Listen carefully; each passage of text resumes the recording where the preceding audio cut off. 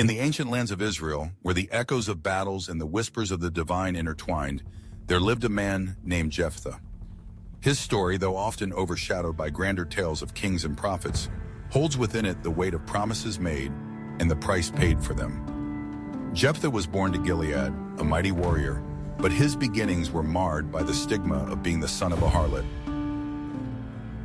Beredan, his half-brothers, born of Gilead's legitimate wife, scorned him, casting him aside and denying him a share in their father's inheritance.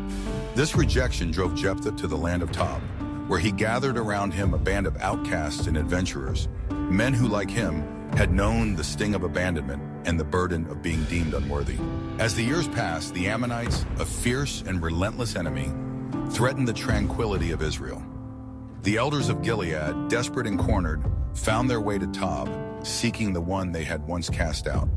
Jephthah, now a seasoned warrior, was their last hope. The irony of their plea was not lost on him. The very men who had belittled him now sought his strength and leadership. Jephthah, with a heart both hardened and softened by years of rejection, agreed to lead them against the Ammonites, but not without securing his position. He demanded that if he was victorious, he would be made the head of Gilead. The elders, eager and fearful, swore to his terms, and thus Jephthah prepared for battle. Yet, as he stood on the precipice of war, a deep unease settled in his heart. In a moment of desperation and fervor, he made a vow to the Lord, promising that if he were granted victory over the Ammonites, he would offer up as a burnt offering whatever first emerged from his house upon his return. This vow, a reflection of his commitment in a plea for divine favor, would soon unravel into a tragic tale. The battle that followed was fierce and tumultuous, yet Jephthah's leadership shone through the chaos. The Lord granted him a resounding victory, and as he rode back home, a mix of triumph and dread filled his heart. He envisioned the glory that awaited him, yet the specter of his vow loomed large. As he approached his house, the first figure to emerge was not a servant or a prize animal, but his only daughter, dancing with joy, celebrating her father's return. In that moment, the weight of his promise crashed down upon him like a tidal wave. Jephthah's heart shattered as he realized the implications of his vow. His daughter, radiant and innocent, was unaware of the turmoil within her father. She greeted him with exuberance, but Jephthah, torn between his love for her and the gravity of his commitment to God, could only respond with anguish. He tore his clothes, a sign of mourning, and lamented the vow that had led him to this moment. "Alas, my daughter, you have brought me very low, and you are among those who trouble me, for I have given my word to the Lord, and I cannot take it back." In her wisdom, his daughter did not succumb to despair. Instead, she embraced her fate with a courage that belied her youth. She asked for a brief respite to mourn her impending death in the mountains with her friends. Jephthah acquiesced, recognizing the strength within her to face the unthinkable. As she departed, he was left to grapple with the enormity of his promise. What had begun as a desperate plea for victory had spiraled into a tragic sacrifice that would haunt him for the rest of his days. The reasons behind Jephthah's vow are complex and multifaceted. In the ancient world, promises to God were often seen as binding and sacred. Jephthah's vow can be interpreted as a reflection of the cultural and religious context of his time.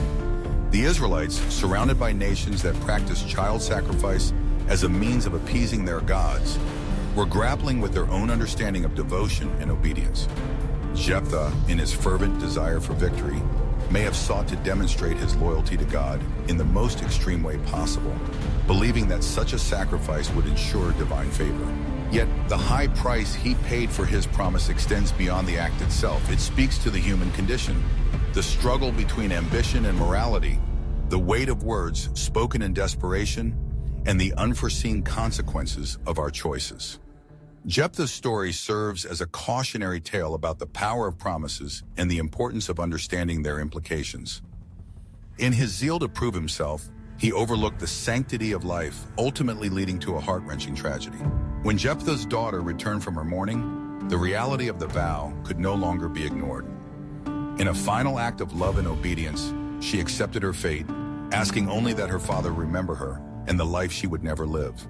Jephthah, consumed by grief, fulfilled his vow, a decision that would echo through the ages as a testament to the complexities of faith, sacrifice, and the human experience. Jephthah's tale is not merely a story of victory over enemies. It is a poignant exploration of the costs of promises made in haste, the depths of parental love, and the haunting nature of regret. It reminds us that in our pursuit of success and recognition, we must tread carefully, for the choices we make can lead us down paths we never intended to walk.